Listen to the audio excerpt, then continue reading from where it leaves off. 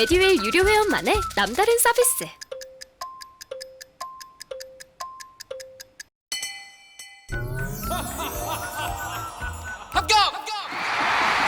합격하고 돈도 받는 혜택. 오직 에듀윌 유료 회원에게만. 에듀윌. 무료 합격! 자, 여러분 이제 5번째 시간입니다. 자, 우리 이제 북한 안보까지 왔는데 한미일이 나토 수준의 안보 협력체를 만든다 이렇게 되어 있어요. 이것을 환영하는 입장도 있고 한편으로는 굉장히 우려하는 입장도 있고 그런 것 같아요. 그래서 이제 그런 양쪽의 입장이 어떤 것인지를 한번 우리가 또 곱씹어 봐야 될 텐데, 한국, 미국, 일본 정상이 이제 3국의 공동협의 발생하면 공조에서 대응한다는 내용을 담은 3자 협의에 대한 공약을 8월 18일에 채택을 했다 이렇게 나와 있습니다. 그래서 윤석열 대통령, 조 바이든 미국 대통령, 기시다 후미오 일본 총리가 이날 미국 메릴랜드주에 위치한 미 대통령 별장인 캠프 데이비드에서 정상회의를 열고 이같이 합의했다. 이 캠프 데이비드는 뭐 이제 역사적인 어떤 이 선언들이 꽤 나왔던 곳이어서 여기에 우리나라 대통령 최초로 초청받아서 갔다는 것만으로도 의미부여하는 목소리들이 좀 있었고요. 그리고 이제 여기에서 이제 이런 회담을 끌어낸 것은 이것을 미국 입장에서 굉장히 중요한 과업으로 여기고 있다는 것을 상징적으로 보여주고 있는 것이기도 합니다. 예, 그런 것인데 이게 이제 내용을 보니까요, 뭐라고 되어 있냐면 이렇게 이제 공동협의 발생하면 공조에서 대응한다 이렇게 되어 있는데, 우리는 우리식으로 생각하면 이제 어떤 게 이제 중요한 거겠어요. 북한의 위협을 이제 우리 혼자서 막기엔 좀 어렵다라고 아직도 인식하는 경향은 있잖아요. 왜냐하면 북한도 되게 가난하고 뭐 힘이 많이 빠졌지만은 그럼에도 불구하고 무기도 이제 재래식 무기가 많아요. 그렇긴 한데 이제 핵이라든가 이제 SLBM 같은 강력한 무기들, 뭔가 이제 한 방이 있는 무기들을 개발해 놓고 있기 때문에 이 속에서 우리가 방심할 수 없다라고 보고 있고, 그리고 우리하고 1대1로 붙으면 1대1로 이제 대립하고 있으면 그 속에서 이제 북한이 좀 이제 오판을 할 수도 있다라고 좀 걱정하는 쪽이 있는 듯 보이죠. 그래서 이제 그런 걱정이 있죠, 우리 속에 다. 그래서 이제 미국의 어떤 지원 같은 것들이 지속되기를 바라는 거예요. 이것이 좀 오랜 논쟁인데, 주한미군을 철수해야 되냐 말아야 되냐, 혹은 뭐 그거보다는 조금 한 단계 낮추면은 뭐 이제 전시작전권을 찾아와야 되느냐 말아야 되느냐, 이런 논쟁이 뭐 몇십 년째 이어지고 있습니다. 네. 우리가요 여전히 평시작전권은 우리가 찾아왔지만 그건 김영삼 정부 때 찾아왔거든요. 한국전쟁 이후에 우리는 작전권이 없었어요, 우리 군대가. 그래서 미군이 주둔하면서 미군의 지휘하에 우리 군대가 이렇게 따르는 형태가 되어 있었던 것인데, 이것을 김영삼 정부 때 평시작전권은 환수를 했는데요, 전시작전권은 여전히 미국에게 있습니다. 그래서 전쟁이 나면 어차피 우리가 미국을 따라야 되는 이런 위치에 이제 놓여져 있는 것인데, 자꾸 이제 미국이 전에 보면 트럼프 정부 때도 그렇고 한반도에서 뭔가 좀 군사를 철수하려고 하고 이런 또 모습들을 보이기도 했단 말이에요. 이게 뭐 미국이 자국 돈을 써서 언제까지 여기에 있어야 되냐, 뭐 이렇게. 이제 트럼프 대통령은 원래 장사하던 사람이니까 그런 식의 관점을 많이 가지고 접근하고 그랬었는데, 여기에서 우리나라 보수 진영에서는 굉장한 불안감을 느꼈던 것 같고요. 그러다 보니까 이제 미국이 절대 떠나가면 안 돼라고 하는 이제 그런 이제 이 결과를 만들어내고 싶어 하는 게 아닌가라고 그렇게 좀 분석이 됩니다. 이제 그런데 미국의 또 이제 입장은 어떤 거냐면, 미국은요 예전부터 일본을 동아시아의 주력, 자신들의 이를테면은 입장을 대변하는 이제 그 중심 국가로 일본을 세워놓고, 거기에다가 남한이 우리 한국이 군사력이 또 매우 막강하잖아요. 일본하고 뭐 삐까할 정도의 아주 막강한 군사를 가지고 있으니까 한국을 일본하고 묶어갖고 자신들의 어떤 동아시아 전략에 활용하고자 하는, 그래서 중국과 같은 위협이 되는 대상을 좀 견제하고자 하는 이런 의지가 매우 강력했었단 말이에요.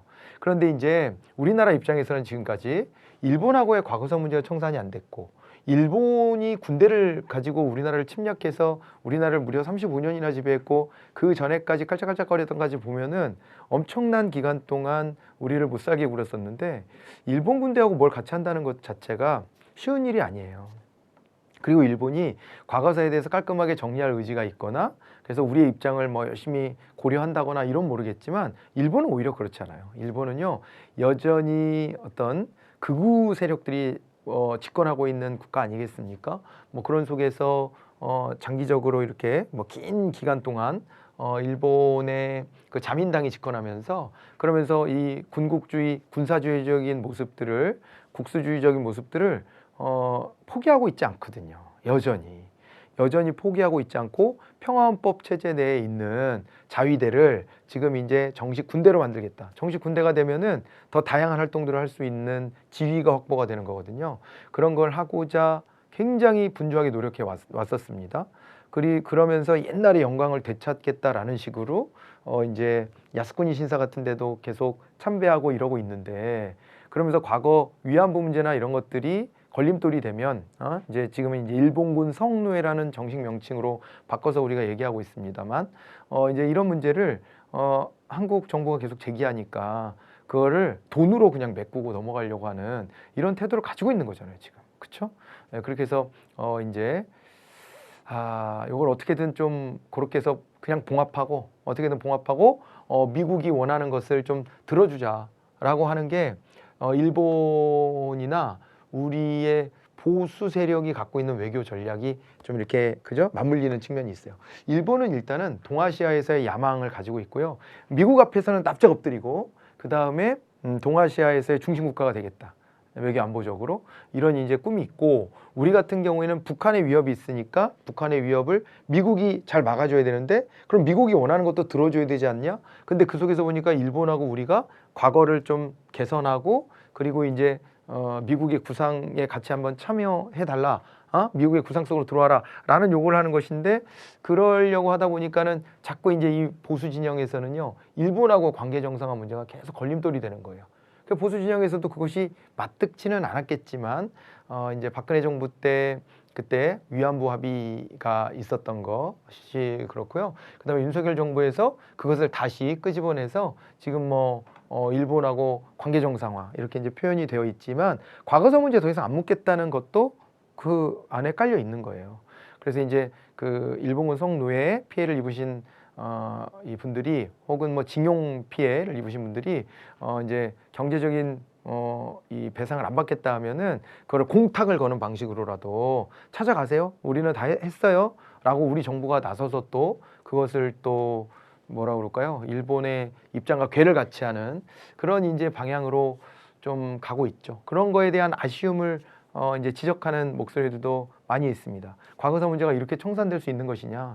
일본이 여러 번 사죄했다라고 말하지만 꾸준히 우리가 마음이 풀릴 때까지 사죄해야 진정한 사죄 아니냐라는 지적도 하고 있고 막 그러는데 어쨌건 이 우리나라의 지금 보수 정권에서는 그런 면을 더 크게 보고 있는 것으로 파악이 됩니다. 그러나 일단은 이제 진보 세력 같은 경우에는 이렇게 하면 자칫 잘못하면 이게 이제 우리가 일본 주도의 동아시아 방위 전략에 그 하부 구조로 들어가는 것 아니겠느냐. 그리고 이렇게 잘못 들어갔다가 일본은 중국하고도 영토 분쟁도 하고 있잖아요.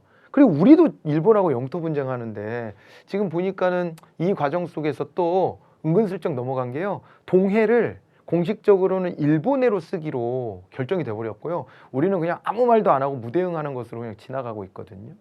우리는 동해를 병기하거나 동해로 표기해달라고 요구해왔던 입장인데 그것도 일본이 원하는 방향으로 또 다 가고 있단 말이죠.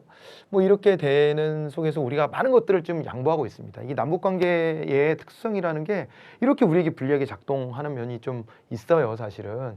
그래서 이제 우리가 이제 미국이나 일본의 어떤 전략과 보조를 맞추고 있는 이런 이제 상황이 되었다는 거 이걸 보시는데 아무튼 진보 세력에서 봤을 때는 남북 관계나 이런 것들을 평화적으로 개선하려는 게 우선돼야지 이거를 갖다가 어차피 그리고 미국이 북한이 오판을 했을 때 그걸 방치하지도 않을 텐데 또 그다음에 우리의 군사력만으로도 북한이 함부로 도발할 수는 없을 텐데 이렇게까지 일본하고의 과거사를 그냥 이렇게 그냥 은근슬쩍 이렇게 지나치면서 이렇게 가면은 안 되는 거 아니냐. 그리고 일본을 특히 믿을 수가 없다. 일본의 야욕을 믿을 수가 없다라는 얘기와 더불어서 또 미국도 요즘에는 아까 앞에서 말씀드렸던 대만 문제, 여기에 적극 개입하겠다는 건데, 만약에 미국하고 중국이 맞서게 됐을 때, 대만에 문제가 생기거나 했을 때, 그것이 이제 우리가 자동 개입하게 되는 것 아니냐. 우리가 여기까지 개입해야 되는 게 맞냐, 과연? 뭐 이런 지적과, 그 다음에 또 이러면은 오히려 북한에 대한 제재가 무력화될 것이다. 왜냐하면 유엔에 가면은요, 유엔에 이제 안전보장이사회가 있잖아요. 안전보장이사회에서 거기에서 사실은 북핵 개발과 관련해 가지고 여러 가지 제재들을 만들어 놨는데, 요즘에는 뭐 북한이 핵 실험을 하든 SLBM 실험을 하든 뭐라든 간에 ICBM, SLBM 뭐 어떤 실험을 해도 요게 이제 뭐 제재안 같은 게 나오지도 않는다는 거예요. 그게 왜 그러냐면 이제 미국의 어떤 그 중국에 대한 견제 정책이 확고해지면서 중국이나 러시아 입장이 이제 돌변해 버린 거예요. 그래가지고 북핵 개발하는 것에 대해서 오히려 그걸 지렛대로 삼고 북한을 지원해주고 뭐 이렇게 하려고, 북한을 자기네 우방으로 이제 삼으려고 하는 이런 힘이 오히려 또 강하게 작동하고 있다는 거죠. 그래서 이제 한미일이 강화가 되면 다시 또 이제 북중러가 하나의 또 세력으로 재편될 수 있다라는 우려를 진보 세력에서는 하고 있는 것으로 파악이 됩니다. 그렇기 때문에 이런 어떤 그 관점의 차이가, 접근법의 차이, 남북관계의 접근법의 차이가 이제 큰 논란을 일으키고 있는데, 어쨌건 지금은 우리가 이제 보수 정권 아래에서 지금 이제 한미일의 군사적인 어떤 협력 관계를 굉장히 이제 진일보시키고 있다라고 하는 것을 파악할 수가 있습니다. 그래서 삼국 정상은 캠프 데이비드 정신, 캠프 데이비드 원칙, 3자 협의에 대한 공약 등 3건의 문건을 채택을 했고요. 이런 걸 둘러싸고 이제 한반도 이 동아시아 전문가로 아주 유명한 빅터 차라는 분이 있는데, 이분이 뭐 이런 얘기도 했대요. 이게 우리가 나토 같은 거에 가깝다. 나토는 소련이 옛날에 소련 냉전 체제 때 동유럽을 위성 국가로 만들고 서유럽 쪽으로 이제 확장해 오는 것을 차단하기 위해서 북대서양, 미국과 유럽, 서유럽이 북대서양을 끼고 만나잖아요. 그래서 이제 북대서양 조약기구라는 것을 출범을 시켰었는데, 이거랑 좀 유사한 유상이야라고 이렇게 또 이제 평가하기도 한다는 건데, 우리가 이제 우리나라 내부의 문제가 좀 있습니다. 이렇게 남습니다. 과거사로 얽힌 한일 군사협력 강화가 이제 국내 반대 여론으로 변수가 있을 수 있고, 3자 안보 협력 강화가 동맹국에 대한 공격을 자국 공격으로 간주해서 반격하는 상호방위 조약 수준에 그치지 않는다는 분석도 있다라고 되어 있습니다. 그죠? 자, 그래서 뭐 기존의 것을 크게 대체하지는 않는데, 우리가 어떤 뭐 일본의 중국하고 영토 분쟁이나 아니면은 또 이제 그 대만 문제에 우리가 이제 관여해야 되는 것 아니냐라는 염려, 이런 것도 있다라는 얘기를 이렇게 쓰고 있는 거예요. 그렇게 봐두시면 되겠고요. 자, 캠프 데이비드 원칙을 선언했다 그랬는데, 거기에 이제 주요 내용을 보시면 한미일 3국이 자유민주주의, 인권, 법치주의를 기초로 한 공동의 가치를 공유한다. 그리고 이를 바탕으로 인도, 태평양 지역의 평화와 번영을 위해 협력한다. 이렇게 되어 있습니다. 그래서 윤석열 대통령도 이런 말씀 많이 하시죠? 우리 뭐 가치 연대를 이뤘다. 뭐 이런 식의 얘기를 하는 게 여기에 이제 요 부분을 강조하는 것으로 보여집니다. 그리고 북한의 비핵화와 완전한 비핵화를 위해 협력해 나가겠다라는 것이고, 대만 해협의 평화와 안정을 위해 협력한다라는 부분이 들어갔거든요. 그래서 이게 앞서서 우리가 이제 중국 경제에 대한 의존도가 굉장히 높은데, 그런 것들에 대해서 참 딜레마적인 이런 상황이 있다라고 하는 것이고, 인도 태평양 지역의 경제 협력을 강화하기 위해서 또 노력하겠다는 부분이 있는데요. 인도 태평양을 묶은 것도, 인도는 요즘에 오히려 좀 발을 빼고 있긴 한데, 인도 같은 경우도 중국하고 사이가 안 좋아요. 그래서 이제 그 인도까지 묶으려는, 이건 일본의 구상이거든요. 이런 얘기, 인도 태평양 전략이라는 게 그렇게 나오고 있는 것이고, 중국을 포위하겠다라는 전략인 건데, 인도는 아무튼 한 발 좀 빼고 있어요. 오히려 인도도 실리적으로 나가고 있는 거죠. 기후변화와 테러리즘 등 국제사회가 직면한 도전에 공동으로 대응하겠다라는 내용도 담겼다. 이렇게 보시면 되겠습니다. 자, 그 다음에는요, 우리 문화 미디어 쪽으로 한번 건너가 보겠습니다. 이 이동관 씨가 방통위원장에 지명된 것이 굉장히 시끌시끌합니다. 우리 방통위원회라고 하는 것은요, 이렇게 되어 있죠. 자, 보세요. 대통령 직속으로 있는 건데요. 대통령 직속으로 보시게 되면 여러분들 이제 이런 것들을 좀 보시면 돼요. 대통령 직속으로는요, 자문위원회가 있어요. 대통령 자문위 같은 게 있고, 자문위. 민주평통 같은 데 있잖아요. 민주평화통일위원회 같은 거도 있고, 그 다음에 또 뭐 원로위원회, 국가원로위원회 이런 것도 뭐 헌법에선 언급돼 있고요. 과학기술자문회의 같은 것도 있고 뭐 자문위원회들이 이렇게 있습니다. 있고 그 다음에 경제 관련해서도 자문이 들 수 있고 이렇게 되어 있는데 자문위도 있지만 위원회도 있어요. 위원회가요 어떤 이제 부처청처럼 어떤 하나의 영역 분야를 업무적으로 탁 떼어서 맡는 거예요. 그렇게 하는 건데 요 이제 위원회에 바로 이제 방송통신위원회가 있는 거죠. 방통위가 여기에 들어갑니다. 여기에 들어가고요. 그 다음에 대통령 직속기구로 또 보자면 뭐가 있냐면은 여기에 또 이제 뭐가 있어요? 여기에 감사원하고요. 그 다음에 국정원 같은 데가 있죠. 국정원, 감사원 뭐 이런 데들이 있습니다. 그리고 대통령 아래에 비서실도 있죠. 비서실이 있는데 비서실 보면은 이제 비서실이 좀 나눠지는데요. 이렇게 볼까요? 비서실 안에서 자 이렇게 볼게요. 비서실이 있고요. 안보실이 있다. 그냥 그렇게 열거하는 식으로 써드릴게요. 안보실이 또 있어요. 안보실. 그래서 실장이 비서실장도 있고 안보실장도 있고 이렇게 되기도 합니다. 자 그리고 그 밑에 이제 국무총리가 있고 국무총리가 있으면 국무총리 아래에도 여기 위원회들이 있고요. 위원회들이 있고 그 다음에 여기에는 처들이 있어요. 처들이 있고 국무총리 밑에 또 국무총리 총리실 있죠. 총리실. 총리실에서 비서실이나 국무조정실 같은 데가 있어요. 예, 비서실과 국무조정실 뭐 이렇게 볼까요? 국무총리 비서실과 그 다음에 국무조정실이 있어요. 국무조정실 이런 데들이 있고 그 다음에 이제 부가 있고 부 밑에 청이 있고 뭐 이런 구조입니다. 그 중에서 여기에요. 방통위.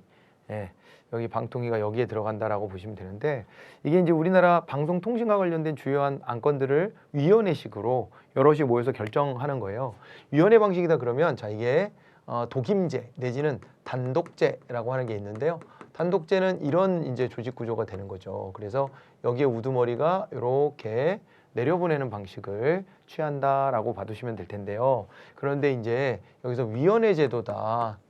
위원회다 그러면 이제 합의제라고 하거든요. 합의제. 합의제 형태로 가게 되면 원탁에 이렇게 대등하게 위원들이 앉아서 의사결정을 하는 구조예요. 그런데 여기에 이제 위원장이죠. 방통위원회 위원장 이동관 씨가 지명됐는데 이분이 기자 출신이에요. 기자 출신이고 이명박 정부 때 아주 핵심적인 요직을 거치면서 거기서 이제 많은 일들을 했는데 논란도 많았습니다. 논란도 많고 이 구속될 위기도 사실은 있었다고도 봐야 될 정도의 논란인데 이거 뭐 사진은 없지만 우리 여기는 누군지 다 아시죠? 윤석열 대통령이 방송통신위원회 위원장에 이동관 대통령 대외협력 특보를 지명했다 그랬는데 지금 윤석열 정부는요. 사실은 윤석열 대통령 자체가 검찰에서만 평생 일을 했던 그런 이제 어떤 과거를 가지고 있어서 사실 정치권에 끈이 없어요. 끈이 없고 그래갖고 이 집권한 다음에 친이계라고 흔히 얘기하는 이명박 정부 때 그때 요직을 담당했던 분들이 아주 요소요소에 깊게 포진되어 있습니다.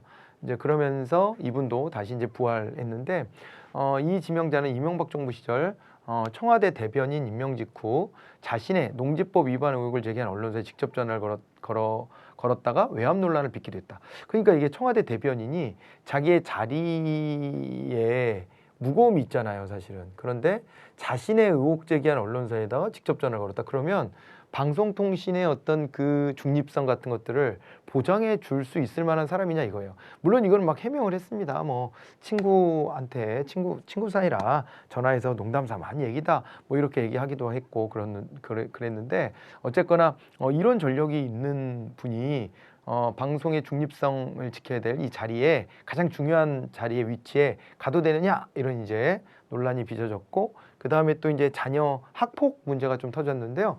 학폭이 있었다 없었다가 메인은 아닌 것 같고요. 학폭 때에도 이제 청와대에 계셨었는데 여기에 이 자녀가 다니는 학교의 이사장을 여기가 이제 하나은행 그쪽에 그래서 하나은행의 그 지주의 가장 높으신 분 이분하고 이렇게 직접 연락을 했다. 그런 얘기들이 있고요. 그래서 결국에는 학폭위가 원래는 이런 사건이 벌어지면 뭐 그게 학폭이었던 아니었던 간에 학폭위를 통해서 이게 이제 소명이 돼야 되는데 학폭위 자체가 안 열렸다라고 하는 것이 또 이제 지금 이렇게 논란이 빚어지는 그런 핵심이죠. 그래서 그게 권력 남용 아니냐 이런 것들을 가지고 이제 공방이 벌어졌다 이렇게 볼 수가 있습니다. 자, 이제 그런 정도가 있는데 어쨌건 뭐 그 속에서요. 요거 이제 아무튼 요 공방이 있었던 걸 보시고 2페이지가 넘어가 버렸는데 여기서 이제 인사청문회 때 굉장히 크게 이제 대립했는데 대통령 임명한 행정부의 고위공직자를 임명할 때 국회가 검증 절차를 거쳐 견제하도록 하는 제도로서 이런 이제 인사청문회 제도가 있습니다. 인사청문회를 열을 때요. 국회가 하는데 자, 이거는 국회에서 열 때 국회에서요. 인사청문 특별위원회를 열 때도 있어요. 인사청문 특위를 구성해서 여기에서 특위에서 특입니다. 특위에서 이제 인사청문회를 진행하기도 하고 아니면은요 소관 상임위원회에서 진행하기도 합니다. 상임위원회에서 진행하기도 하는데 인사청문 특위를 할 때는 이 언제 하는 거냐면요 국회에 임명 동의 절차가 필요한 경우에 이때 인사청문회를 어디서 여냐? 인사청문 특별위원회를 만들어서 여기서 열고 표결까지 이렇게 가는 거예요. 근데 소관 상임위에서 할 때는요. 이거는 이제 임명 동의랑 무관한 거예요. 임명 동의와 무관하다 이렇게 이제 보셔야 되고요. 단지 그냥 적격 여부에 대해서 뭐만 하냐면요. 인사청문 보고서만 채택하는 거예요. 보고서를 채택하는 겁니다.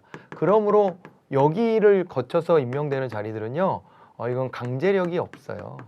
강제력이 없고 대통령이 그냥 임명하면 임명하는 겁니다. 국회가 반대하더라도. 그렇게 되는데요. 자, 보실까요? 인사청문회는 대통령이 임명한 행정부의 고위공직자를 임명할 때 국회가 검증 절차를 거쳐 견제하도록 하는 제도인데 정부가 국회 임명 동의안을 제출하면 국회는 인사청문회를 거쳐 20일 이내 국회 본회의 표결에 회부해서 처리한다. 이렇게 되어 있습니다. 이거는 임명 동의가 필요한 자리고요. 예, 그렇지 않으면은요. 이제 나머지 자리들은 소관 상임위원회에서 그냥 적격 여부에 대한 인사청문 보고서만 채택해서 청와대 대통령실에다가 건네주면 되는 겁니다. 인사청문회 대상이 되는 공직후보자 가운데 대법원장, 대법관, 헌법재판소장, 국무총리, 감사원장 그리고 국회에서 선출하는 헌법재판소 재판관하고 중앙선거관리위원회 위원은 국회 임명동의가 필요하기 때문에 여기가 이제 요 자리들이 인사청문 특위, 인사청문 특별위원회를 통해서 이제 인사청문이 진행된다. 이렇게 정리하시면 되겠습니다. 아셨죠? 자, 문화 미디어까지 이렇게 마무리를 지어 보겠습니다. 다음 시간에는요. 과학 IT부터 시작해서 남은 내용 다 마무리하도록 하겠습니다.